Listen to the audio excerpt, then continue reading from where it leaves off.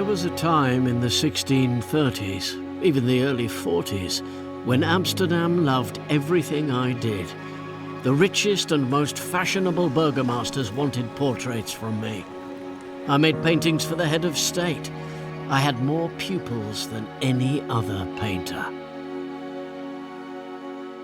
That was 20 years ago. Now, my pupils are more popular than me, and I'm fodder for the gossips. He's got a bastard child. He never pays his bills. He can't paint like he used to. But they're right about that. These days, I paint better. And there were always some people who knew that I was catching something closer to what being a human is.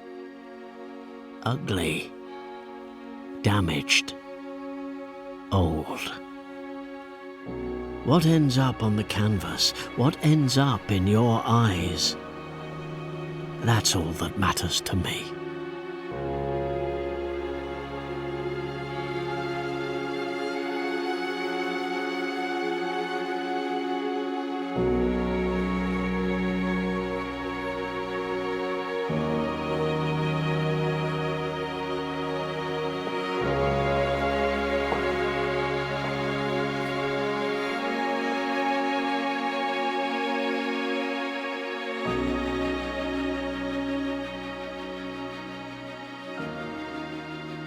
We're standing here in front of an anatomy lesson, at least part of an anatomy lesson.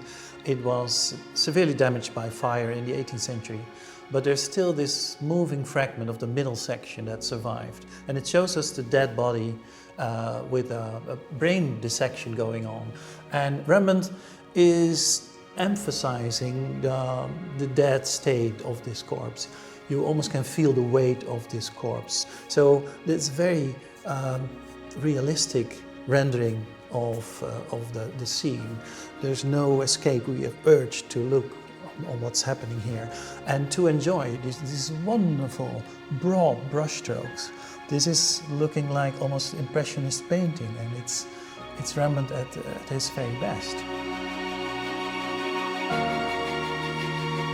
His name was Joris Fontaine. People on the street called him Blackjack, a petty thief. And then he pulled a knife while robbing a draper's shop. So they hung him and gave the body to the Surgeons' Guild.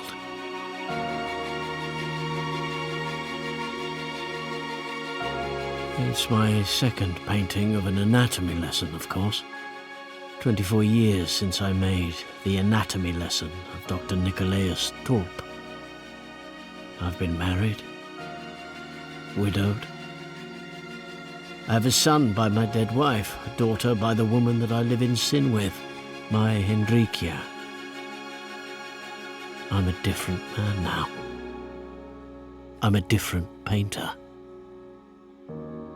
You can see what happens between these two portraits. I mean, there's such an evolution between 1632 and 1656, where, first of all, just on a basic level, the kind of brushwork that Rembrandt is using has just loosened so much, and the kind of way that he conveys meaning is just opened up in all kinds of ways.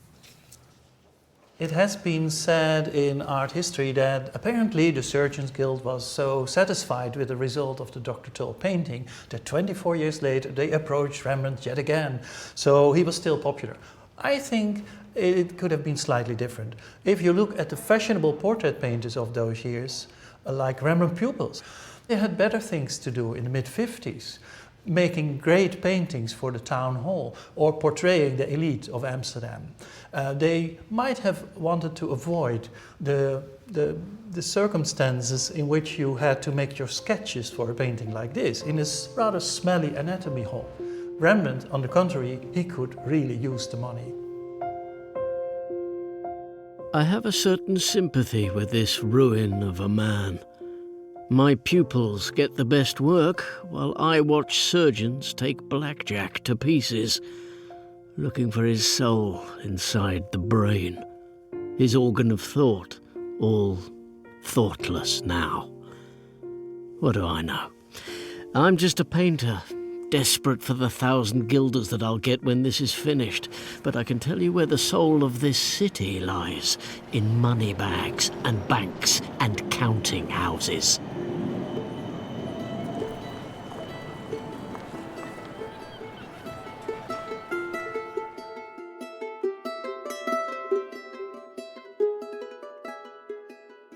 I love all phases of his face to draw because it's a good storytelling phase, as he shows in his self-portraits also. And I think he is, also have the feeling he's not a man of many words. So if you want to show something about his emotions, you have to do that through his expression. And it all falls apart around his 50s. It all starts sagging down, as we all must endure at a certain point. And of course there's always this big bulbous nose that sort of holds it up. The eyes begin to sag. Big sort of fat lips, I hate to say it, Rembrandt. And he wasn't so famous anymore. And he wasn't that popular anymore. The taste of the public had moved on, of the audience, and he was really not doing very well financially.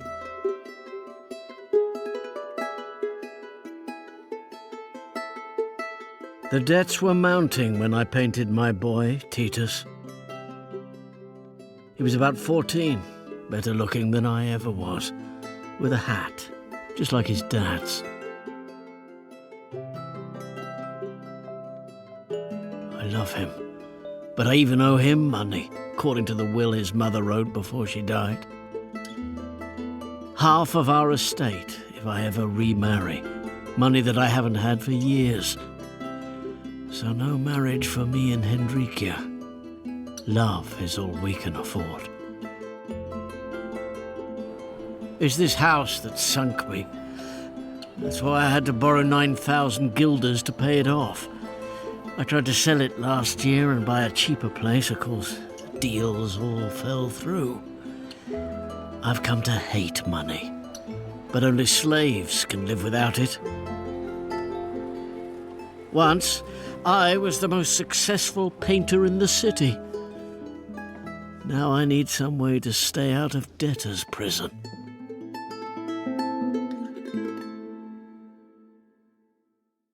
Well, we're looking at this wonderful painting by Johannes Lingelbach, painter from Frankfurt, who ended up in the Netherlands after a long stay in Italy. And it's a wonderful coincidence that this painting is dated in the lower left corner, 1656, the very year that Rembrandt not only painted his second anatomy lesson, but probably shortly afterwards, he was going to this town hall, going to the first floor, to the right, to the Chamber of Insolvency, and declaring his insolvency. In this year, the painting was done, 1656.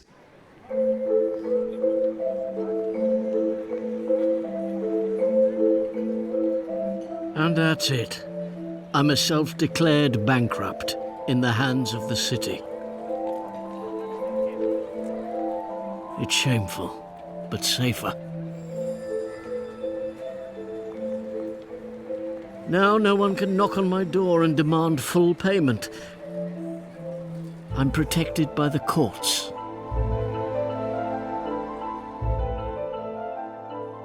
I've been a law professor for over 25 years, business experience in law for over 40 years. So after a rather active professional life, I started at the end of 2017 to study more systematically and thoroughly his bankruptcy. And why? Because it's better than playing golf or go to the garden. Because I like it. There are all types of stories around it. I think the majority in the Netherlands thinks that Rembrandt had what we call holds in his hands, meaning that you spend too much. If your salary is 1,000 and you spend 2,000, and you do that over a longer period, it's not going well with you, especially in the Netherlands, where still the attitude is you have to pay your bills. A few days after Rembrandt got involved with the Desolate Boedelskamer, the city organization that was dealing with bankruptcies, they wanted to know, of course, what did he possess, this Rembrandt. And they went to his house and they made a whole list, an inventory of what they found in his house. And they went from one room to another. It would have been the morning of the 25th of July, 1656. That would have been the first of 2 days devoted to taking the inventory with a notary assigned by the Desolate Boedelskamer. And Rembrandt would have accompanied the notary every step of the way, because we see all kinds of detailed descriptions that a notary would not have known about. The inventory list is for us, and for me personally, working as a curator at the Rembrandt House Museum, it's an amazing treasure of understanding more of the person, Rembrandt, the man, the collector, the art lover, the artist, the way he lived in the house, the way the house was used. And most of all, it's important that this inventory list still exists. They start with het voorhuis, which is the first part of the house when you enter, and then they make a list of the paintings first. And what kind of paintings do we see? The first painting we encounter is a stukje van Adrian Brouwer, a small painting by Adrian Brouwer representing a pancake baker. A painting from a woman with a little child from Rembrandt himself. A painting we don't know about, a painter's studio by Adrian Brouwer, tantalizing, never been traced. And then a small landscape by Hercules Segers. Like Brouwer, an enigmatic painter from the earlier generation, a great talent. Then we move on to the antechamber. Here it continues, and there were a lot of paintings, again from Rembrandt himself, but also from others. Here, there was a painting of the Samaritan, the Good Samaritan by Rembrandt. Two greyhounds from life by the same. We're baffled. We don't know anything like that. Faces from Brouwer, Parcellus. This is interesting. Rembrandt has a lot of Parcellus too. These are all monochromatic seascapes. None of the artists I loved were really fashionable. There are people I made friends with just because we both loved Parcellus, with his wild and stormy seas. Or Brouwer's mad, grinning faces, his roaring peasants. Or Hercules Segers and his imagined impossible, crazy landscapes. They're my discoveries. I love looking at these wonderful pictures, at the light escaping from another artist's mind.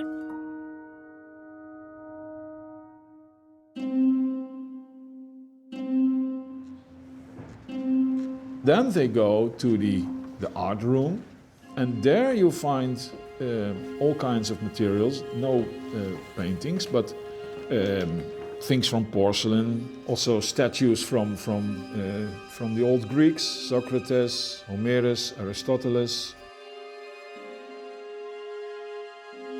This room he calls his Kunstkammer, or the Chamber of Wonders and Art. The wonders of nature and the wonders of man. Not only man makes things, God makes things too. Everything is extraordinary, and this is the room where I keep everything extraordinary I've found. Fragile corals from the tropic seas, exotic animals preserved and stuffed, flayed limbs cast in plaster, weapons from distant kingdoms. Things cast upon the shores of history. And my collection of prints and engravings, which I never could stop buying. Listed separately in the inventory of the Kunstkammer are the art books, the Kunstboeken. This was even more important. This was vital to Rembrandt, and he may have felt more pain at having to potentially part with these. A book of woodcuts by Lucas van Leyden, a book of copper engravings by the same artist, a book of drawings by the leading masters of the entire world. Goodbye, prints by the elder Bruegel. He must have had a sense of assurance that he could sell these things for something like what he paid for them, and that would have definitely floated him out of his financial troubles.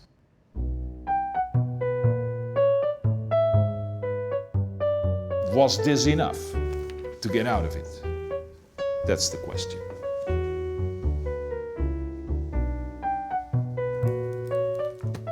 If the inventory is complete, does it reflect the true goods in his estate?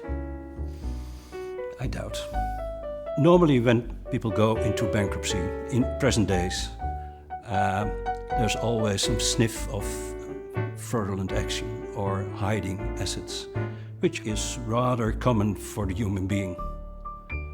And I think it's rather common for the human being 350, 360 years ago. And maybe Rembrandt has what we call black money, dirty money. You wouldn't know. What, am I supposed to go like a lamb to the slaughter? I can promise you that our great burgomasters have back pockets, and nobody knows how full of money those are. Besides, I need to protect Titus, Hendrickje, and our little daughter, Cornelia. So yes, I planned for this. If you look at the events prior to his bankruptcy, you can see that he's actually preparing for it. So, in 1655, and that's 1 year before, he applies for cessio bonorum, which is this certain kind of insolvency procedure. In 1655, Rembrandt has a voluntary sale of some of his goods. Rembrandt rented rooms at an inn in order to have a grand sale of his possessions. We do not know what was sold. We do not know what the income that arises from it. We don't know anything about this sale, and we don't know where the money went. But we do know that he didn't pay the debt for renting these rooms, and that's why we have a record of it.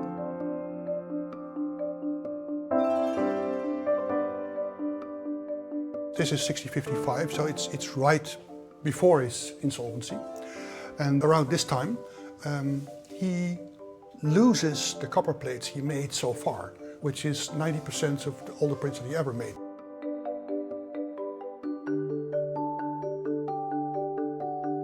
I'm sure he had to sell them. And years later, all the major print publishers turn out to have copper plates by Rembrandt in their stock. Probably the ones that he had to sell around the mid-1650s. Most of the copper plates are too worn down to print from. What I'm really selling is my fame as a printmaker. It's greater these days than my reputation as a painter. And then I turn to the millstone around my neck, the thing I should never have bought. It might be convenient not to own it anymore. The date is 17th of May 1656.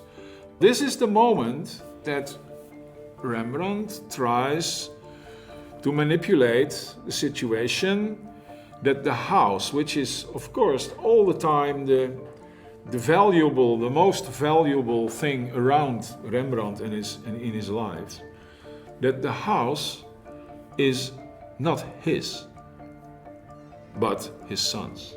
In transferring the deed to Titus, he gave over to his son his greatest financial asset.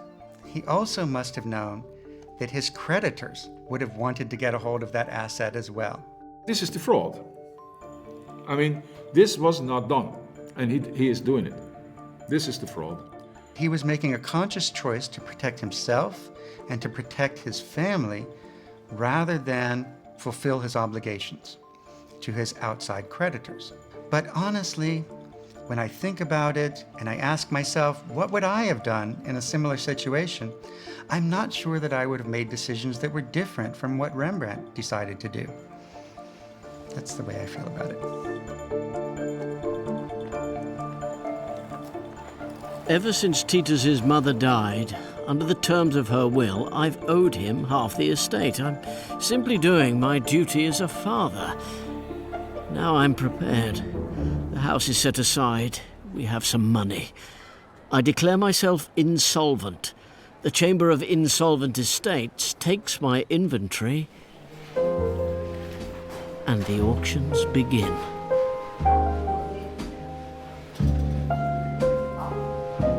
They squeeze my possessions. The money dribbles out. I have to wait while all the auctions happen. I have to hope that things sell for good prices.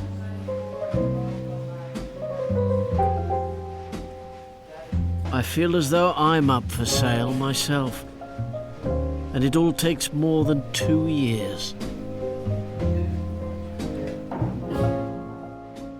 We see in this volume that de Desolate Boedelkamer is trying to get a solution for Rembrandt's problems by selling his stuff. He comes back in this book, and there comes in some money, but it's by far not enough. The auction returns are so low that one of the men I borrowed from, a wealthy burgomaster, insists that my house is sold. So it is. My last attempt to defend my boy's inheritance. Nothing goes right. I sent Titus to one of the auctions to buy back my own large mirror with the ebony frame, a useful item if you're famed for your self-portraits.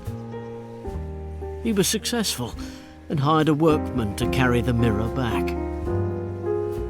So here we are, walking over the Rusland Bridge with the workman, the mirror on his head.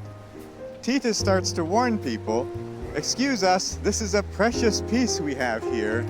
And as the workman steps off the bridge, clearly a step down, there's a crack, and the mirror falls to pieces. This must have been a crushing moment for Titus and also later for Rembrandt.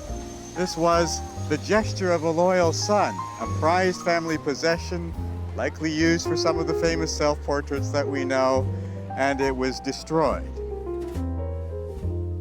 Poor Titus came back with fragments, little pieces of busted luck. I had to use another mirror to paint myself again. I'm tired of the city courts and underbidders picking my pockets. Still, can't go on forever, and I'm as much myself as I ever was.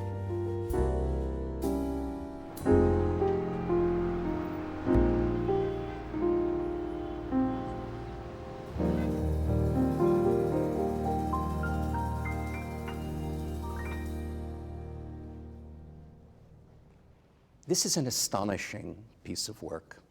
What we're seeing is someone literally 2 years after bankruptcy portraying himself in a manner that initially makes the viewer believe that you're dealing with a slightly irritated monarch. The artist's stick comes across as a scepter. It's telling that during this time of turmoil, at the conclusion of his bankruptcy proceedings, that Rembrandt presents us with this image of himself still on top of his game, sitting in an armchair like a throne, wearing golden robes, his head high in the picture, looking down at us with a deep introspective expression. Rembrandt presents himself as the Prince of Painters, declaring to everyone who would see this self-portrait that he is still the most prominent painter in Amsterdam. He has wrinkles that he's not afraid to show.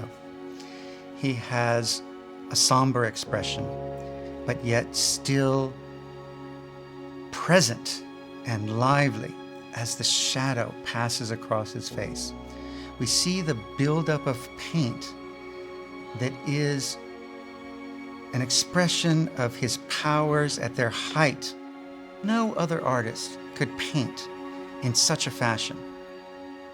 In this painting, Rembrandt shows that no matter what life has thrown at him, I am Rembrandt still.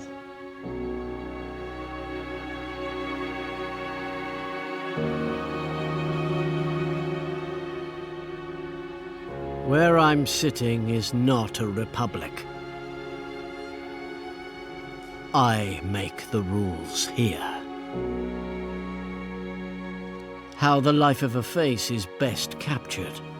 How thickly paint should be applied.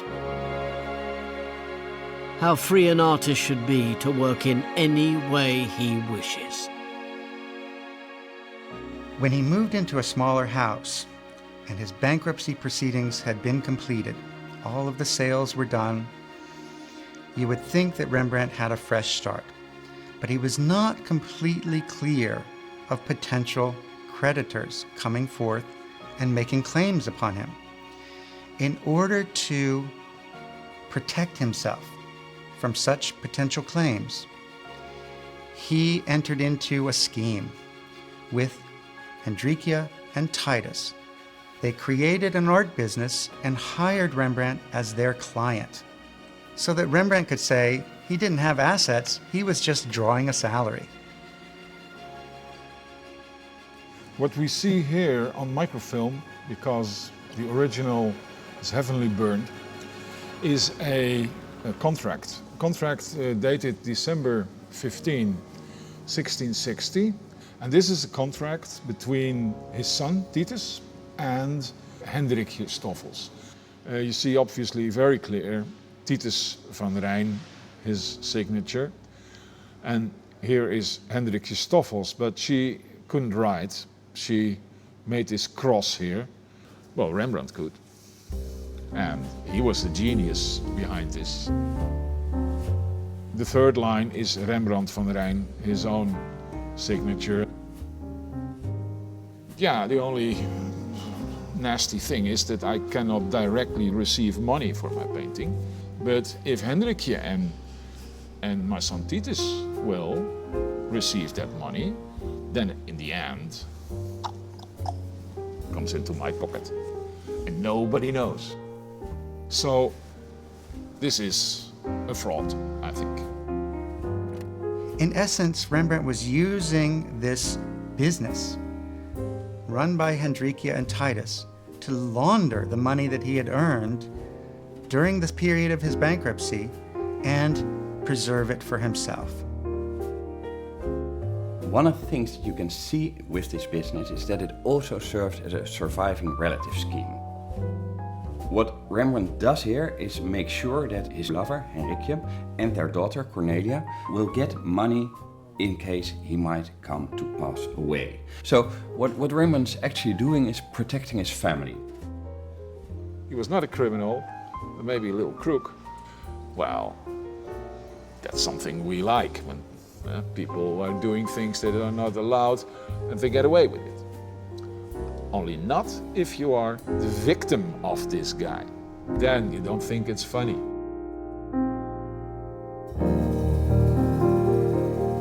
I don't steal anybody's money. I just mean to stop other people taking mine. But the truth is, there's no one I trust more on earth than Hendrickje. 12 years we've been together, married or not. She protects me from the people that I paint for. If I can work in peace at all, it's thanks to her. I'm no longer fashionable, except with those who are no longer fashionable themselves. I find that the short queue of clients who ask me to take their likeness are mostly as old as myself, or older still. Standing on the edge of their eternal rest. The portrait of Margarethe de Geer is for me one of my favorite paintings of women by Rembrandt. Rembrandt was an extremely empathetic portraitist of women, showing them with authority often, that they so often didn't have in other portraits. The portrait we have here is of a very significant woman who was the wife of Jacob Tripp, of the famous Tripp family of the Netherlands. They were a very wealthy couple, a very significant couple, and it's certainly very interesting to realize that even around 1661, when this was painted, he still could command that kind of patronage.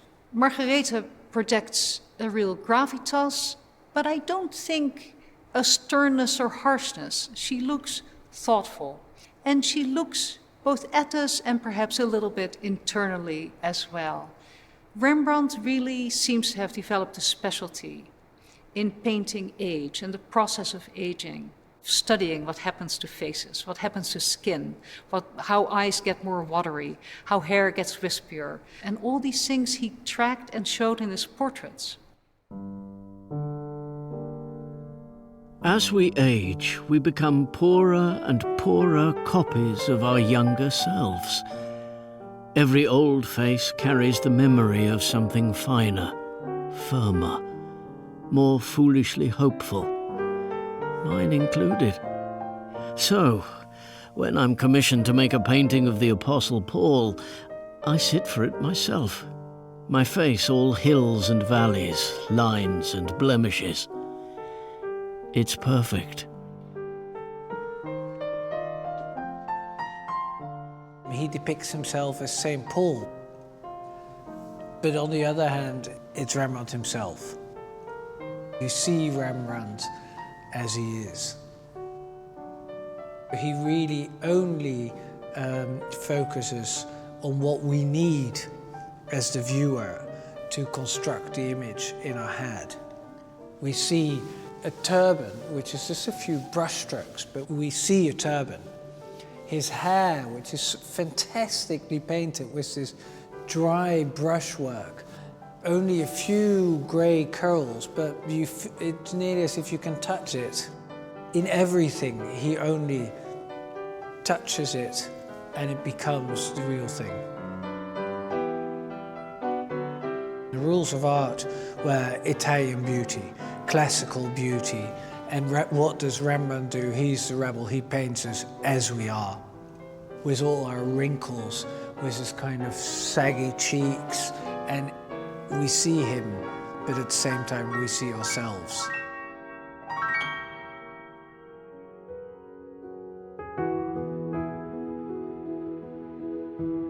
Word goes around among us artists. The burgomasters want to decorate the town hall with paintings glorifying our Dutch history. Do they ask me? Of course not. They ask my pupil, Govert Flink, to make all 12 paintings. He paints as I used to, all fineness and finish, but with added flattery. He starts his sketches, but he dies.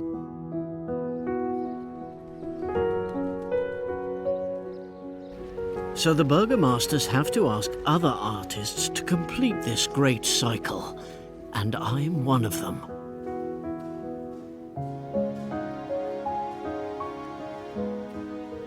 Hardly any of these great men have spoken to me for years.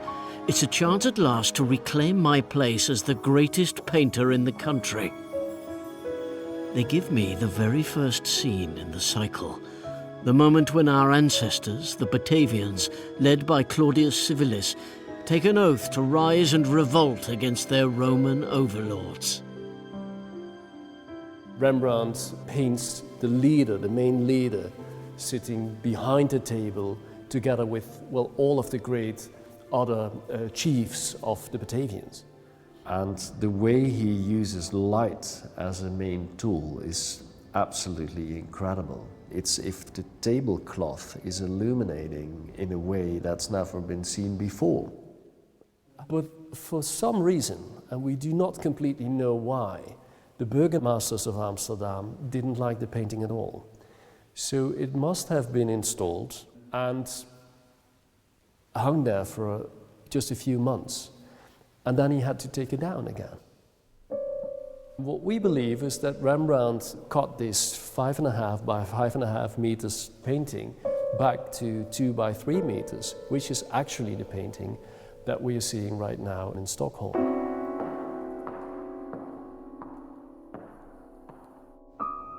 They sent it back. They asked for changes. They forgot who they were asking. We do not know what happened after the moment the painting was taken down. So there are, of course, several theories, and there is a chance that it was in his house up to the moment of his death. I take a more practical view of this, because if I would get a painting this large back to my studio, and I wouldn't be able to resell it anywhere, and it's a complete waste of space, I would take my Stanley knife out the same afternoon and and cut it down to size. But it remains to me completely incomprehensible why they refused it. Because it is one, if you look at it now, it's one of the most amazing moments in the history of art. When you look at the other paintings that are in the town hall still, that are so polite in a sort of grand style, that are kind of boring, this was just so out of whack with that almost the discordancy was too much for them to handle, perhaps, all across the board. You're absolutely right. The other ones are institutionally dull. Mm-hmm. And here you have one of the most heroic moments of Dutch history is meant to be depicted, and you see quite a band. A ragtag band that looks like a sort of a Last Supper gone awry, where you have 11 figures, and here they are, like a bunch of drunken louts. Only Civilis looks really dead serious, you could say. Well, maybe a few others too. They're a ragtag bunch. There's a laughing, smiling, drunken figure at right. People are leaning over. Hardly anybody stands up straight as they swear this oath. The burgomasters wanted a painting to enlarge our history, to make our Dutch Republic seem grand and noble, but it isn't. The leading men of the Batavians were as human as our burgomasters are today. Vain, venal, crazy, drunk. I gave them the Claudius that the Roman histories described, a man with one ruined eye. He stares us down. I surrounded him with drunks and priests. I gave them something I could actually imagine happening. Naturally, they gave it back, having no imagination themselves. Rembrandt is totally obsessed with his own search, his own idea of what art should be. And I think he was convinced that others would understand or should understand. I think Rembrandt never bothers. I mean, he creates what he thinks is the only right thing to do. He simply does not relate, I believe, to what the commissioner thinks to be the right solution. Yeah, I think he clearly didn't take that really into account. And I think we've discussed a lot of things about, the decorum in this picture. I mean, obviously, he wasn't really concerned about whether he thought it was decorous or not. He may have given it a thought, but in the end, I don't think he really cared. We know from so much of his work that when the choice was between money and prestige, especially later in life, and making a painting that really would make a contribution to art, to the art of painting, he chose the latter. I think the exciting thing is with Rembrandt, with every painting, he takes a step into the unknown. So he cannot think about his client. Good art is never painted to satisfy the client, and Rembrandt is a great artist.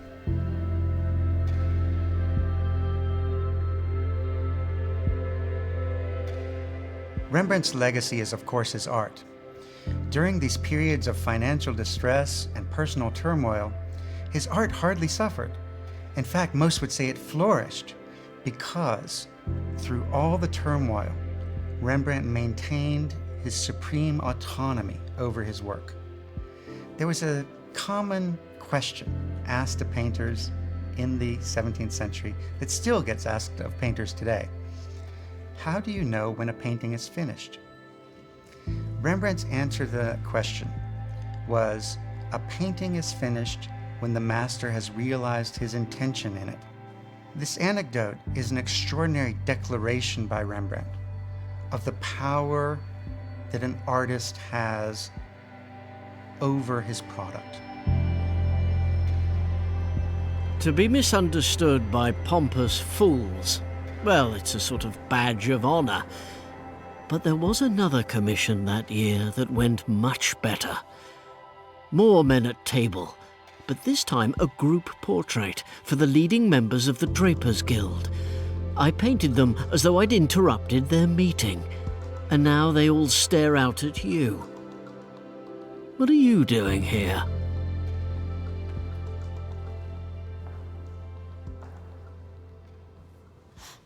Well, this painting, I mean, the Syndics, was made exactly at the same moment as Rembrandt painted his Claudius Civilis. But it's completely different. I mean, if we would not know the dates, if the paintings would not have been dated, we could have believed that they were made in completely different time periods in his later stage of his life. I think when we talk about Rembrandt's late style, it's about different aspects. It's about his way of portraying really human beings of flesh and blood. I mean, you can almost hear blood running through their veins. And he doesn't idealize. So I mean, there's a very short distance between us as beholders and the people that have been portrayed. The way he involves us in the story, so he makes us part of what he wants to tell. I mean, they look at us as if they are disturbed by us just entering the room. It's quite tempting to think that we are not really welcome in this area.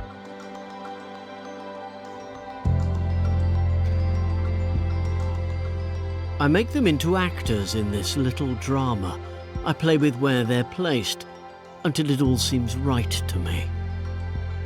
I paint out, I repaint. I move people around in the picture until they say, "Leave me here." The X-ray would have been made many decades ago.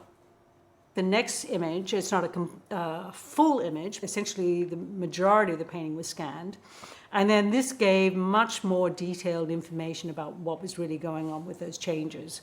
And so for the first time, you could see that there was an earlier position here of the servant in the background.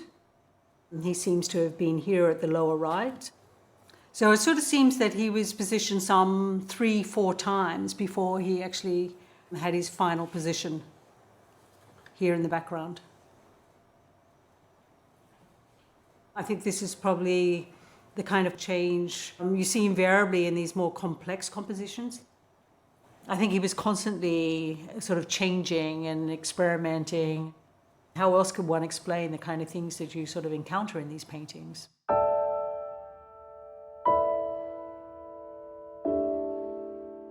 Of course, there's no extra money for the struggle, but I can't be satisfied with a picture that any of my competitors could paint.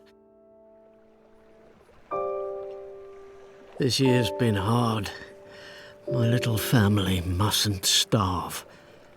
So I sell my Saskia's grave in the Ouderkerk. She's been dead for 20 years. There's plague in Amsterdam. The city reeks.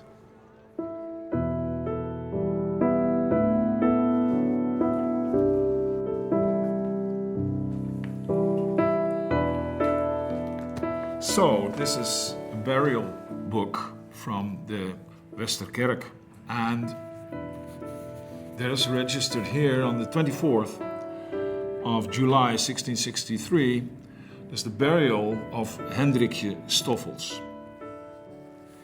And they had to pay 10 guilders and 13 pennies for this burial, not much. This was the average sum for an adult. Nothing special. Yeah, so this is the registration of the death of Hendrickje in 1663.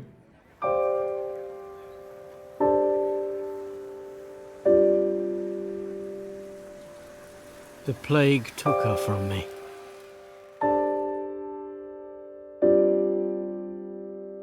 I hid behind her. She spoke for me. What have I lost? Everything. Nothing. The world.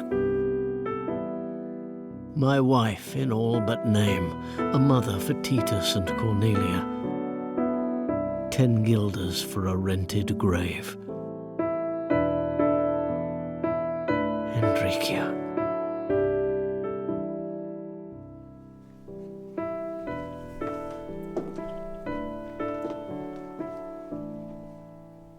He has lost the second great love of his life, Hendrickje Stoffels.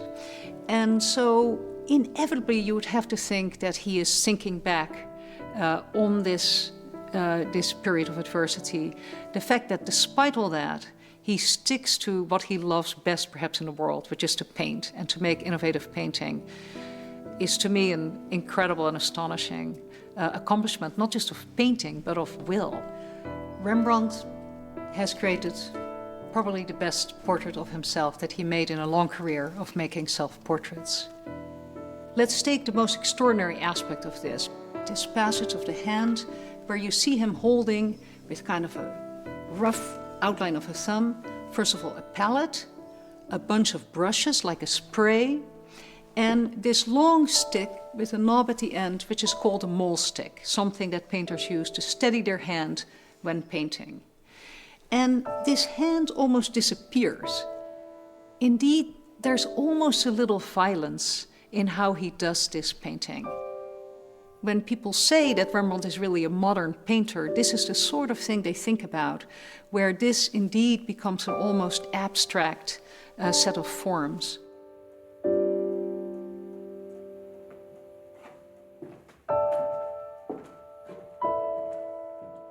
It's almost all that's left of me, the painter. But I paint him as I paint now, a true face in a picture that fades towards the edges, melts beyond the frame. In my life, stupid ironies abound. Almost 10 years after my insolvency, the country's highest court decides that Titus's right to his inheritance from his mother precedes all the other debts that I incurred thereafter. They force my one-time creditors to repay the money and give it to Titus instead, over 10,000 guilders. The old debt that prevented me from marriage is discharged. So I can marry now. Now that my Hendrickje's dead.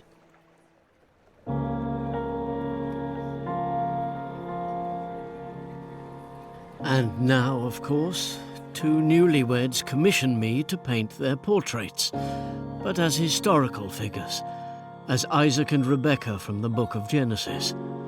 They travel in a strange land, and for safety pretend to be brother and sister, rather than husband and wife. In a secret moment, they embrace. This painting is not just a portrait, and in this case a very exceptional portrait, but it's also about the pleasure of painting. This is in the latest decade of his life, and you see how he really dares to play around with different textures, for example, and techniques. Even using palette knives here and there as well, scratching into the wet paint, but also almost, sculpting in paint over here. I think one of the greatest, let's say 10 square centimeters in art history is this particular part. It's abstract art. It's Mark Rothko, 1665. Rembrandt is always relevant, and Rembrandt is always contemporary, even 350 years after he made this in his workshop in Amsterdam.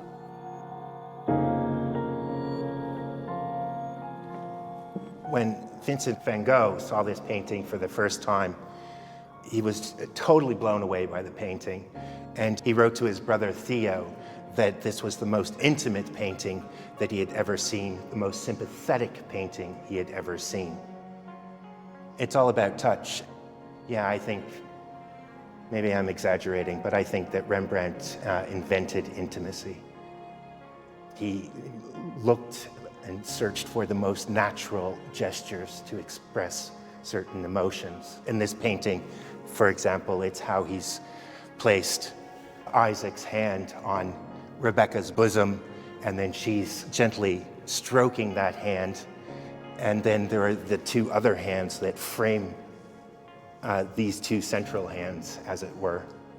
That's simply marvelous. But in a certain sense, I think this is also a portrayal of Rembrandt's profound love for Hendrickje.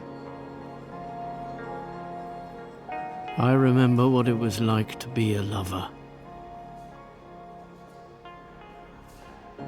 And Isaac was much older than Rebecca, too, as I was older than Hendrickje. And so this picture has a ghost in it. Or two. Yes, two. God wants me to be solitary.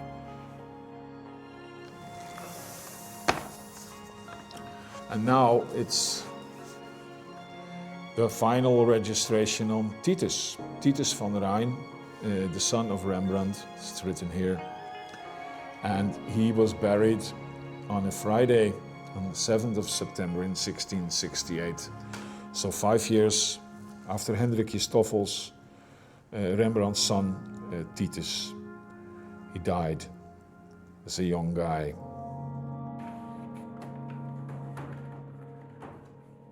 My boy was only 26. He leaves his pregnant wife behind. And me, of course. We see that in 1669 there was a baptism of Titia, the daughter of Titus van Rijn and Magdalena van Loo. And who was the godfather of this child? Rembrandt van Rijn himself. So in 1669, Rembrandt is the godfather of his grandchild, Titia van Rijn. And yeah, maybe he's holding the child.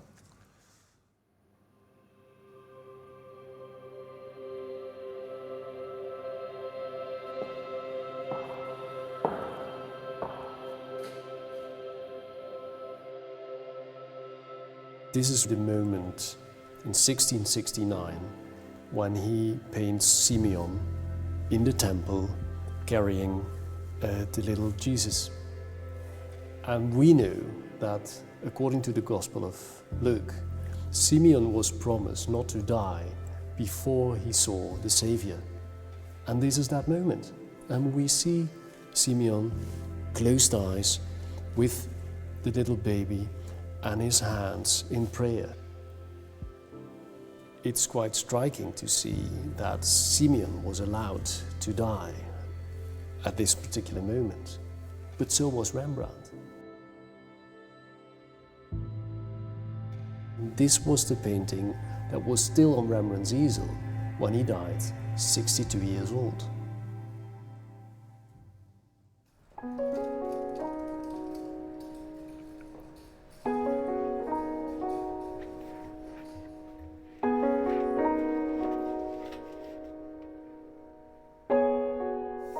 Final document, also 1669. A few months after he was the godfather of his granddaughter, we see the end of Rembrandt. Rembrandt van Rijn was buried in the Westerkerk for 15 guilders. It's obvious from what we know now that this was not his own grave, which would have been also unlogical, seeing his financial situation. So these people, they were in rented graves, and after a while they needed some more space in the church. They removed these old graves and the old remains were put together and disposed.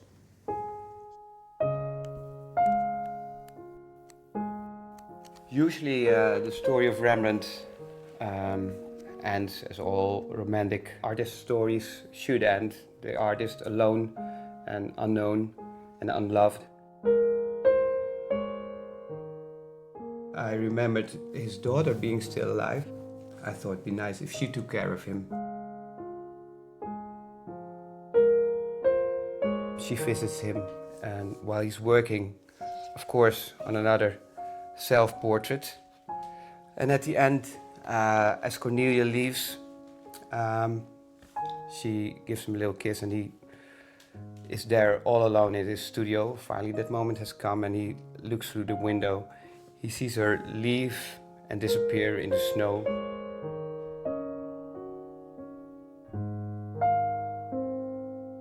In the end, there's Rembrandt in his room with all his things and a self-portrait on his easel.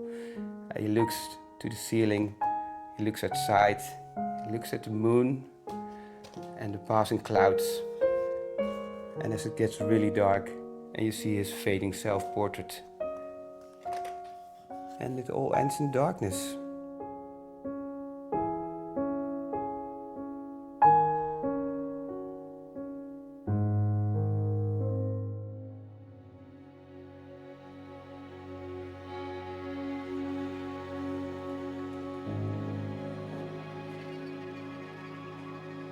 There's an incredible economy in the way he's painted this.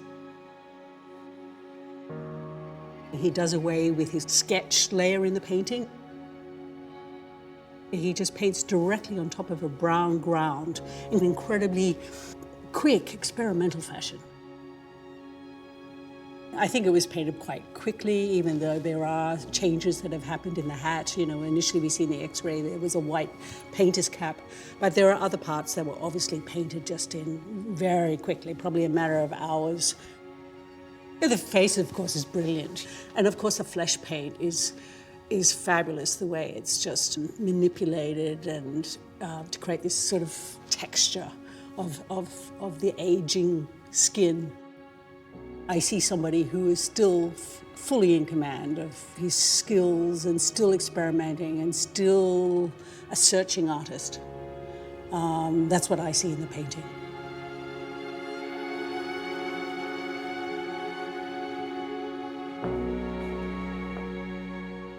It's a picture full of the artist and of his life and of his achievements and his failures and of his art. Of course, he would not have known that this was his last self-portrait.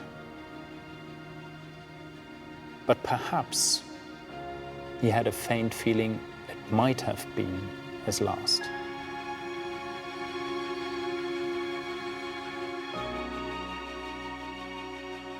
How do you know when something is finished? Well, creeps up on you. You think there's hours of work to do, and then the brush lifts from the last stroke, and you take 2 paces back, and there, it's finished. Your whole life.